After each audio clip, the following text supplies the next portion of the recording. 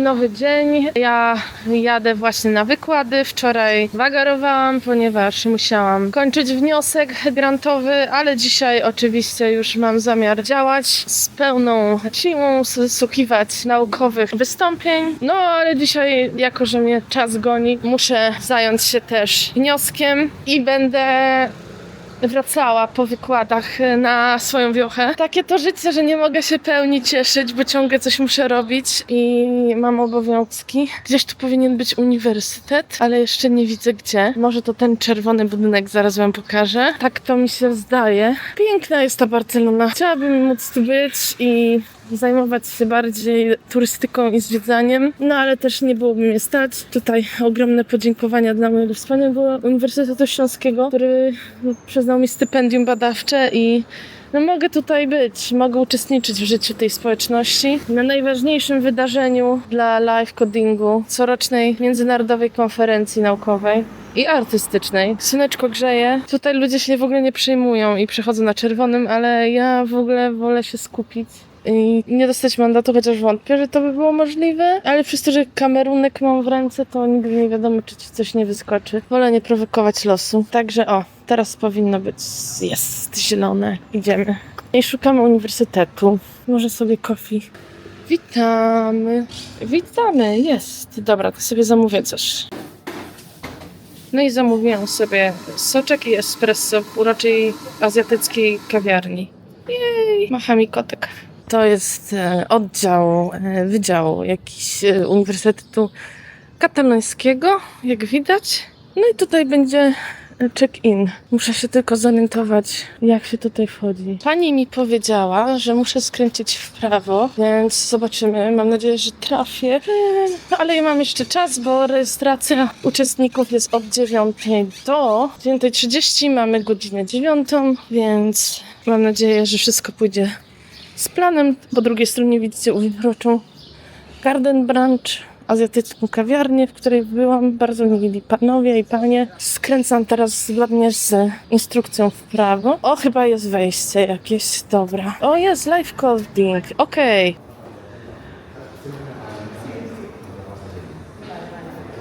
Jest, trafiłam. Jest okej.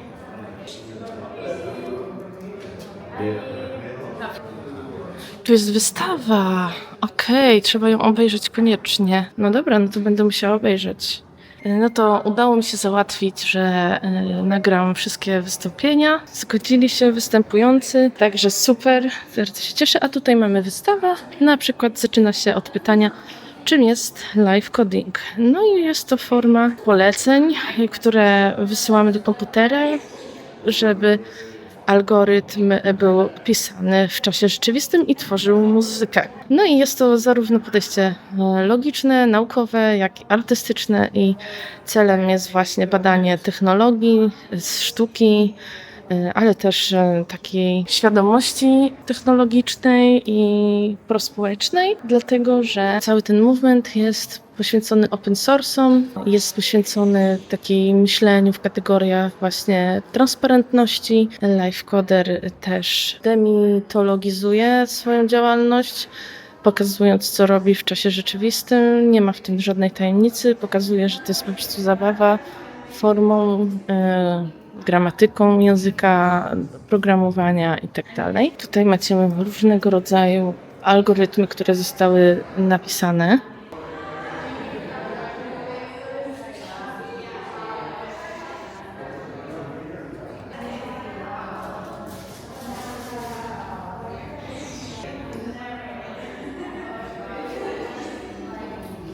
Jak widzicie, ich wygląd jest bardziej zróżnicowany. Można się bawić w bardzo różny sposób.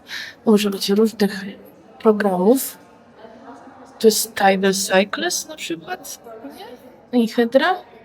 Tidal Cycles. Jeszcze takim znanym jest Super Collider. O, na przykład tutaj mamy Super Collider. Ja nie widzę za bardzo. No widzę, że tacy bardziej zaawansowani zajmują się Super Collider albo Tidal Cycles. Tutaj mamy Hydra, czyli program do miksowania i do kodowania na żywo obrazów. No i tutaj mamy jeszcze troszeczkę słów na temat ideologii. To znaczy, że tak jak powiedziałam, ma to być open source.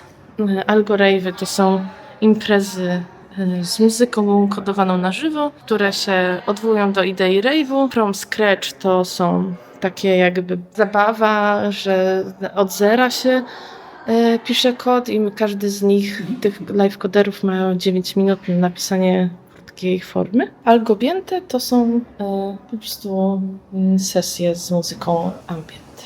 No i cóż, tutaj mamy troszeczkę o programming languages, które są bardzo zróżnicowane. Tutaj macie troszeczkę mapkę, która pokazuje, jakie są. No jak widać, dużo jest tych języków programowania. Nawet nie wszystkie są wymienione, widzę.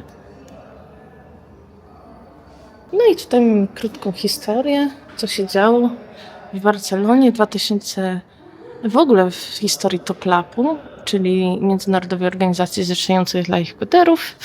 TopLab został założony w Niemczech w 2004 roku. Na koniec Live Audio Programming Symposium. W 2013 mamy pierwszy Algorave w Barcelonie. Pierwsza konferencja ECLC jest w Leeds w Anglii. Drugi Algorave w 2016 w Barcelonie. W 2018 mamy TopLab Barcelona. Kolektyw Hangar się tym zajmuje. Nawet jest radio TopLab. Trzeba to obczaić. Jest First View, czyli TopLab Barcelona Live Coding Festival. Razem ze współpracy z International Conference on Live Coding in Madrid. 2020 On the Fly Project. 2 years full of concert and meetings. Okej. 2021 Release of Down the Rabbit Hole, a compilation of music created by Barcelona Live Coders. ECLC Utrecht, zorganizowane również przez TopLab Barcelona. I mamy 2025 ECLC Barcelona Organizer. Także bogata historia, dość istotna dla tego ruchu. Widzimy, że on jest dość młody, stosunkowo młody, ma 20 lat i mam nadzieję, że będzie jak najdłużej trwał. Tutaj można sobie posłuchać różnych kodów. Słuchajcie sobie, co tutaj jest. A jakieś szumy, a jakieś muzyczka typu ambientowa taka troszkę. I co my tu mamy? Tu chyba sobie możemy pokodować. Live Coding DJ Environment introduce a new feature called recording. This feature allowed for the recording on live recording performance tracking. Aha, czyli jest jakiś program do nagrywania tych wystąpień na żywo. Celem jakby zobaczenia, jak ten proces cały wygląda i jakby wyłowienia najlepszych momentów. O, widzę, że jest kamerka. I koduje mnie na żywo. Zobaczcie.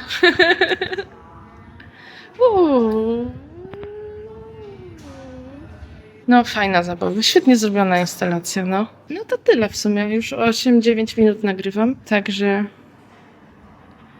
zobaczcie tutaj, jak pływam.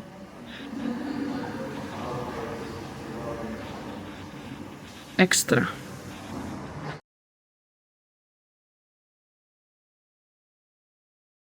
You can also do the intersection of multiple geometries using the multiplication sign. So that gives a pretty different look here.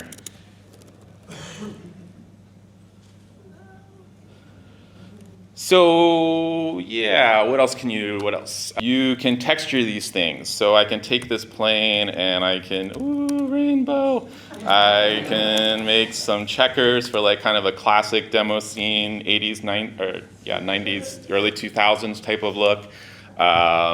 There are post-processing effects. So anti-aliasing is usually a good one to throw in there. I'll throw in an edge filter. I'll invert everything. I can take this sphere and start rotating it.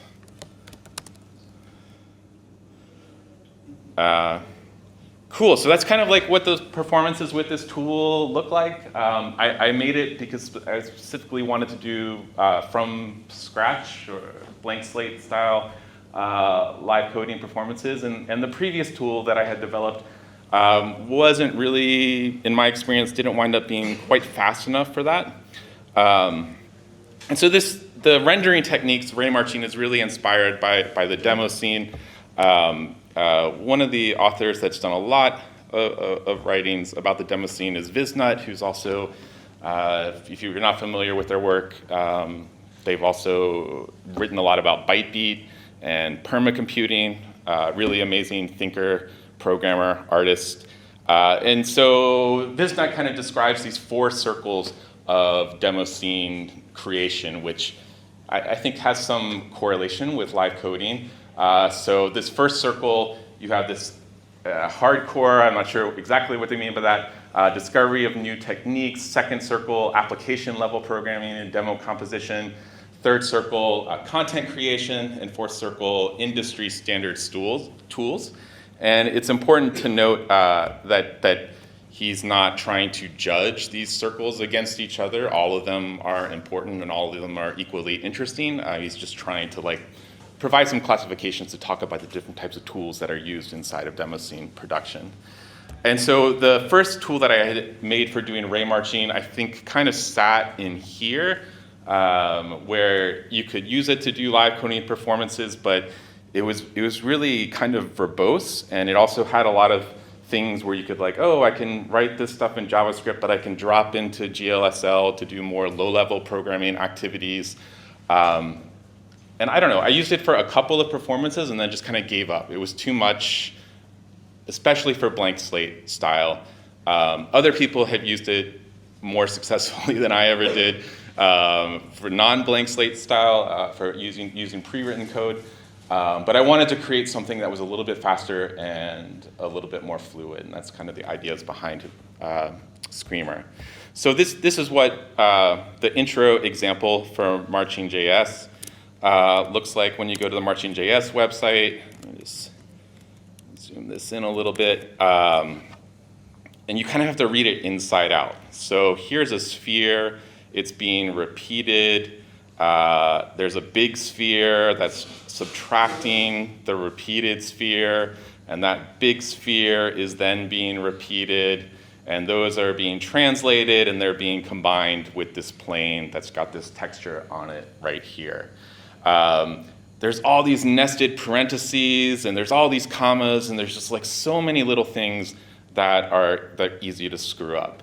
And it was just very frustrating for me. So in Screamer, the same type of scene looks like this. I've got the configuration up here.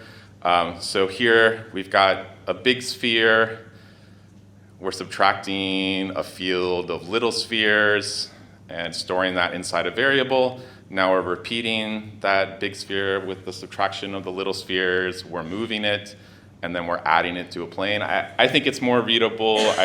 Obviously, I have some biases, but overall, I think I kind of succeeded with this goal of making things quicker and easier to kind of deal with when using Screamer. I've done a couple of performances so far. The language is maybe about a year old at this point, and my biggest problem was actually not with the language, which I did feel like was in general more fluid. It was more just kind of the computational inefficiencies of ray marching on a 4-year-old computer with an integrated graphics card on it, or an integrated GPU. Lots of things that I would try to do in performance would choke the computer, and I'd have to bail and try something different. And I've kind of tried to make some different ways to work around that since then to kind of mitigate some of that. The other thing that I found was just the process of recompiling the shaders was a little too slow. And I've also spent some time kind of optimizing that as well. So maybe one kind of final demo. That's not the final demo I wanted to show, but oh, there it goes. So here's the system running inside of Hydra. So there's kind of this ugly line of code that you have to run to get it to work. But then once you do that, it's not that bad. So here's what the actual Screamer code is outputting. And then, I don't know if you can see it down here, but there's some Hydra code running, and I can turn on different things, just like regular Hydra at that point. In addition to being able to run inside of Hydra, you can also run Hydra inside of Screamer. So you can create Hydra Hydra sketches and use those as textures, map those as textures to three-dimensional objects, and manipulate the Hydra code and the Screamer code independently of one another. Thank you very much.